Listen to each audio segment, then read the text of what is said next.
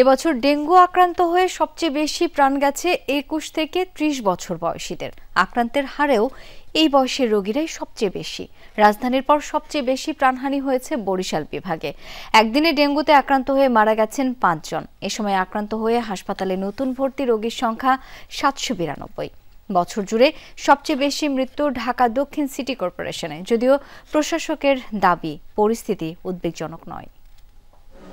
নতুন ব্লেন্ডে আরো rich অ্যারোমায় salon family blend টে।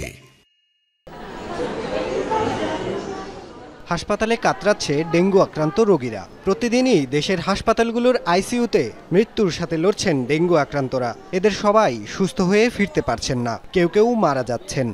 প্রথমে শরীর ব্যথা ছিল আর হাঁটুতে ব্যথা ছিল। ডেঙ্গু ধরা পড়লো, পরের দিন বাড়িতে গেলাম, বাড়ি থেকে খুবই অসুস্থ।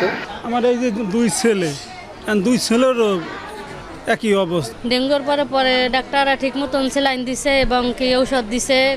এবার আক্রান্ত রোগীর মধ্যে সবচেয়ে বেশি ২১ থেকে ৩০ বছর বয়সী। মৃত্যুও বেশি হয়েছে এই বয়সী রোগীদের।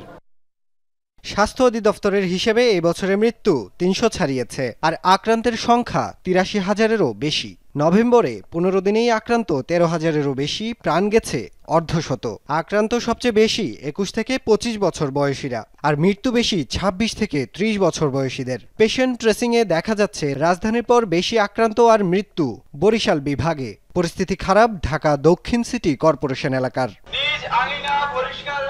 এমন বাস্তবতায় রাজধানীর শনির আকড়ায় বিশেষ পরিচ্ছন্নতা ও মশক নিধন অভিযানে নেমেছে দক্ষিণ সিটি কর্পোরেশন। জোরদার করা হয়েছে মশক নিধন কার্যক্রম। যদিও প্রশাসকের দাবি উদ্বেগজনক নয় ডেঙ্গু পরিস্থিতি।